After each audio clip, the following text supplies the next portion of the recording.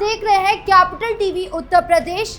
आज इस special story में बात करेंगे आगामी यूपी विधानसभा चुनाव की, जहां एक तरफ बीजेपी अपनी रणनीति को धार देने में जुटी है, तो वहीं दूसरी ओर विपक्ष खासकर समाजवादी पार्टी अंदरूनी कला और बयानबाजी में उलझी नजर आ रही है। बीजेपी मुख्यमंत्री योगी आदित्यनाथ और प्रधानमंत्री नरेंद्र मोदी के डबल इंजन की सरकार को लेकर पूरी ताकत से मैदान में है। बूथ स्तर से लेकर संगठन तक मजबूत किया जा रहा है और लगातार जनसभाओं के जरिए जनता से जुड़ने की कोशिश की जा रही है। इसके विपरीत अखिलेश यादव की अगुवाई वाली समाजवादी पार्टी सहयोगियों के साथ तालमेल बिठाने में नाकाम दिख रही है। आए दिन पार्टी के भीतर टकराव की खबरें और एक दूसरे पर लगाए जा रहे आरोप विपक्ष की एकजुटता पर सवाल खड़े कर रहे हैं। गठबंधन की तस्वीर भी धुंधली है। कहीं एआईएमआईएम से नजदीकी की बात हो रही है, तो कहीं कांग्रेस से दूरी बनाने की। तो क्या कुछ माहौल है यूपी में चुनाव को लेकर, जानेंगे विस्तार से।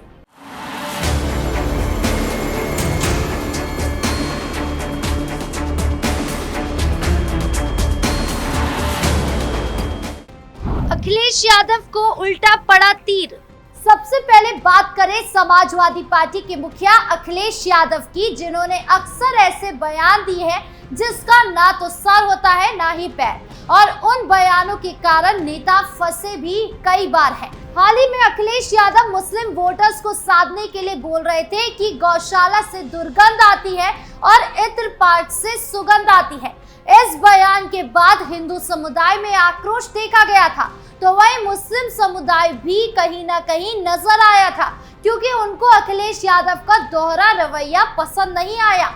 और इसी कड़ी में अब अखिलेश यादव ने योगी सरकार पर निशाना साधते हुए कहा है कि योगी सरकार अपराध के आंकड़े छुपाने की कोशिश कर रही है, वो जनता को सच नहीं बता रही है।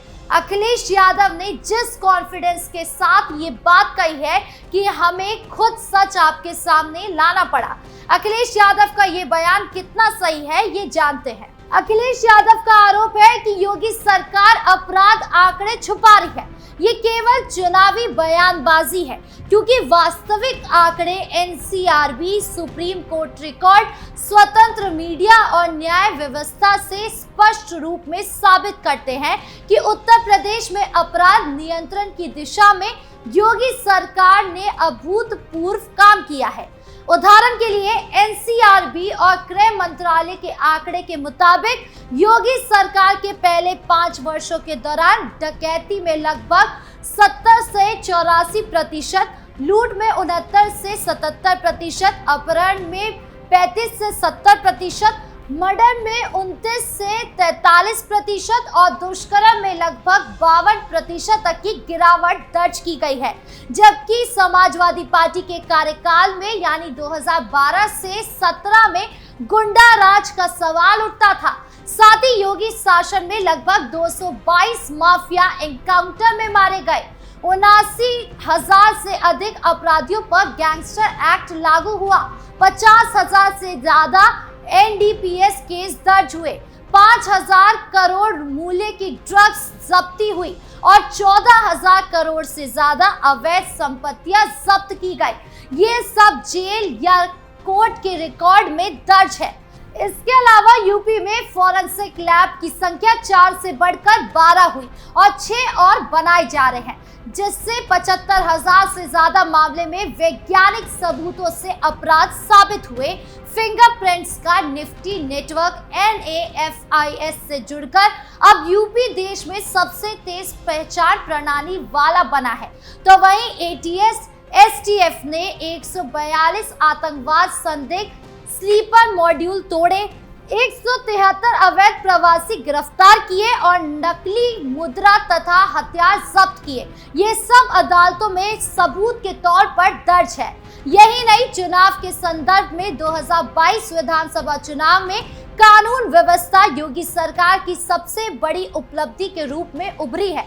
एनसीआरबी के अनुसार वारदातों में भारी गिरावट में महिलाओं और परिवारों में सुरक्षा की भावना दी और यही भावनात्मक समर्थन बीजेपी को रिकॉर्ड बहुमत तक लेकर गया। वित्त मंत्री खन्ना ने भी साफ कहा कि सपा के दौरान व्यापारी वर्ग वसूली, भ्रष्टाचार और गुंडागर्दी से थका हुआ था, जबकि अब टैक्स नहीं बढ़ा, फ्यूल सस्ता है और 70,000 से ज्यादा अपराधियों पर कार्रवाई हुई। बिल्कुल अपराध रहित राज्यों जैसा माहौल बन गया।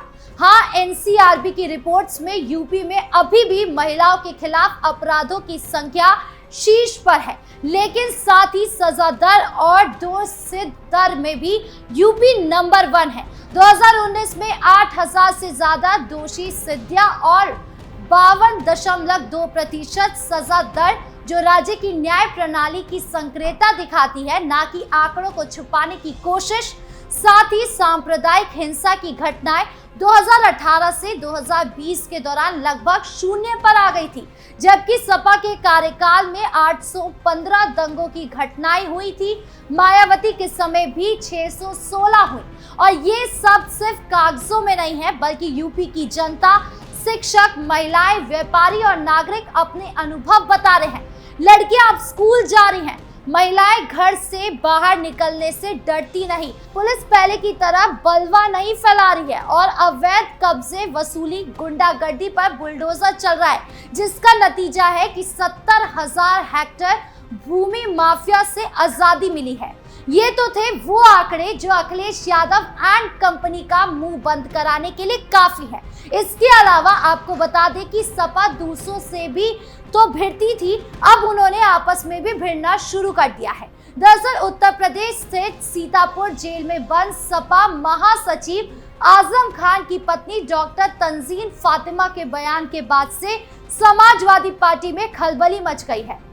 पूर्व सांसद डॉक्टर एसटी हसन ने बयान देकर आजम परिवार पर निशाना साधा, तो आज मुरादाबाद की सांसद और आजम खान की करीबी रुचि वीरा ने कहा कि डॉक्टर तंजीन फातिमा के बयान पर प्रतिक्रिया देने की कोई जरूरत ही नहीं थी। पूर्व सांसद डॉक्टर एसटी हसन ने बिना जरूरत उस पर बयान दिया, जिसमें उन्होंने आजम खान का मौका परस्त या एहसान फरामोश कहा था। इसकी कोई जरूरत नहीं थी। वीरा ने कहा कि आजम खान साहब तो इस प्रदेश और देश के बहुत बड़े सेक्युलर नेता हैं और पार्टी के भी बड़े नेता हैं। उन्होंने पार्टी को सींचा है और अखिलेश यादव भी उनका सम्मान करते हैं।